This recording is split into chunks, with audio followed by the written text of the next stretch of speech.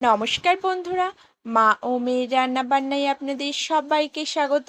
আপনারা সবাই কেমন আছেন? আশা করছি সবাই খুব ভালো আছেন। আজ আবারও নিয়ে চলে এলাম আপনাদের মাঝে সম্পূর্ণ একটি নতুন রেসিপি।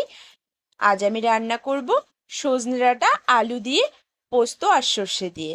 তো সেই জন্য প্রথমে গাছ থেকে সজনে ডাঁটা পেড়ে নিয়েছি। একদম গাছের সজনে ডাঁটা পেড়েই সঙ্গে সঙ্গে রান্না করব। এভাবে কিন্তু সঙ্গে সঙ্গে সজনে ডাঁটা পেড়ে রান্না করলে কিন্তু তার স্বাদ অসাধারণ। সেই জন্য প্রথমে সজনে ডাঁটা আলু কেটে নিয়েছি, আর এদিকে কড়াইতে দিয়ে দিয়েছি তেল। তেলটা গরম হয়ে গেলেই কালো জিরে আর কাঁচা লঙ্কা ফোড়ন দিয়ে সজনে ডাঁটা আর আলুটাকে কড়াইয়ের মধ্যে দিয়ে দিলাম। এবার নেড়েচেড়ে একটু মশলার সঙ্গে মিলিয়ে নেব। এরই মাঝে বলে রাখি, আপনারা যদি আমার চ্যানেলে নতুন বন্ধু হয়ে থাকেন তাহলে চ্যানেলটি সাবস্ক্রাইব করার অনুরোধ রইল। পাশে থাকা বেল আইকনটি প্রেস করে রাখবেন, তাহলে যখনই আমি নতুন কোনো রেসিপি শেয়ার করব সবার প্রথমে নোটিফিকেশান আপনার কাছে পৌঁছে যাবে। এবার পরিমাণ মতো লবণ দিয়েও আলু আর সজনে ডাঁটার সঙ্গে মিলিয়ে নিলাম। এভাবে কিন্তু সজনে ডাঁটা আর আলুটা একটু মিডিয়াম আঁচে কষিয়ে নেব। এবার দিয়ে দিলাম পরিমাণ মতো হলুদ। হলুদটা দিয়েও সজনে ডাঁটা আলুর সঙ্গে মিশিয়ে নিলাম। মিশিয়ে এবার গ্যাসের হিটটা মিডিয়ামে করে পোস্ত বাটাটা দিয়ে দেব। পোস্তটা যেহেতু কাঁচা বেটে নিয়েছি সেই জন্য পোস্তটা এখনই দিয়ে দিলাম।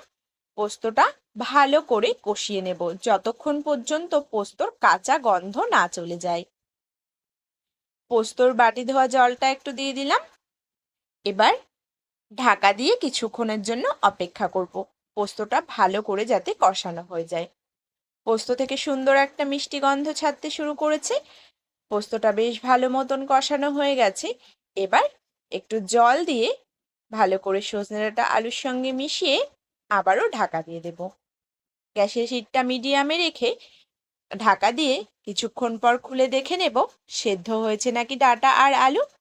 দেখুন, ডাঁটা সেদ্ধ কিন্তু হয়ে গেছে, আলুও সেদ্ধ প্রায় হয়ে এসেছে। যেহেতু এই তরকারিটা একটু শুকনো শুকনো হবে সেই জন্য ঝোলটা আর একটু শুকানোর অপেক্ষা করব। আর ডাঁটা আর আলুটা আরও যাতে ভালোভাবে সেদ্ধ হয়ে যায় তার জন্য কিন্তু আবারও ঢাকা দিয়ে দেব। আমার রেসিপিগুলো যদি আপনাদের ভালো লেগে থাকে তাহলে লাইক কমেন্ট শেয়ার করতে ভুলবেন না। দেখুন, সজনে ডাঁটা আলুটার বেশ কিন্তু সেদ্ধ হয়ে এসেছে আর ঝোলটাও শুকিয়ে এসছে। এখন নামানোর আগে দিয়ে দেব সাদা আর কালো সর্ষে বেটে রেখেছিলাম আমি আগে থেকেই। সর্ষে বাটাটা দেওয়ার পর ভালো করে সজনে ডাঁটা আলুর সঙ্গে মিলিয়ে নেব। এভাবে সজনে ডাঁটা আলু পোস্ত সর্ষে দিয়ে রান্না করে একবার খেয়ে দেখবেন, খুবই ভালো লাগে খেতে। নামানোর আগে দিয়ে দিলাম সামান্য চিনি আর কাঁচা সর্ষের তেল। এই কাঁচা সর্ষের তেলটা কিন্তু রান্নার স্বাদটাকে অনেক বাড়িয়ে তুলবে। গরম ভাতের সঙ্গে এই রেসিপি খেতে কিন্তু দুর্দান্ত। এবার আমি নামিয়ে নেব। আজ এই পর্যন্ত, দেখা হচ্ছে অন্য কোনো রেসিপিতে। ততক্ষণের জন্য সবাই ভালো থাকবেন, সুস্থ থাকবেন। ধন্যবাদ।